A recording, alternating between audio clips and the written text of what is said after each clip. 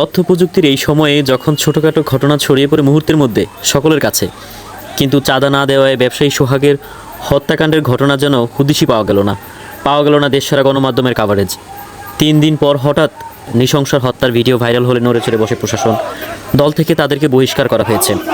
দেশসেরা বিদ্যাপাঠগুলোতে আবারও সেই জুলাইয়ের আন্দোলন ঘন পরিবেশের সৃষ্টি হয়েছে।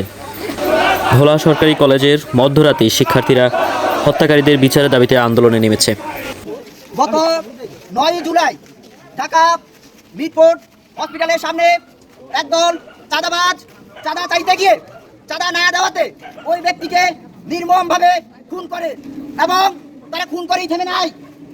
তারা ওই লাশের উপরে বুনো উল্লাস করে, যেটা একটা পৈশাচিক সভ্যতার অংশ হিসেবে দাঁড়ায়। কিন্তু আমরা বলে দিতে চাই, আমরা যে জুলাই আগস্টের গণ অভ্যুত্থানে অংশগ্রহণ করেছি, একটি গণ অভ্যুত্থান করেছি, সেই গণ অভ্যুত্থানের দেশে এ ধরনের অপকর্ম নৈরাজ্যের ঠাঁই হতে পারে না। প্রিয় ছাত্র জনতা, আমরা একসাথে কাঁধে কাঁধ মিলিয়ে এই বাংলাদেশকে বিনির্মাণ করার অঙ্গীকার করছি। সর্বমত দেশ গড়ায় দেশের প্রত্যেক জনসংখ্যাকে সাথে নিয়ে একটি সুন্দর বাংলাদেশ বিনির্মাণ করব, এই প্রত্যয় রাখি।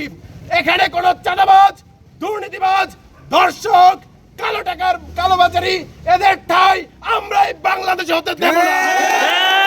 আমরা সাধারণ শিক্ষার্থীরা জুলাইয়ে যেভাবে আন্দোলন করেছি, এদেশের মানুষের অধিকার আদায়ের জন্য যেভাবে লড়েছি, প্রয়োজনে আবার জুলাই হবে, প্রয়োজনে আবার জীবন দেব।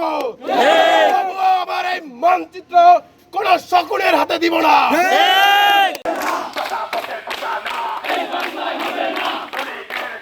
মোহাম্মদ সুজন হোসেন, ভোলা, ঢাকা বয়েজ 24।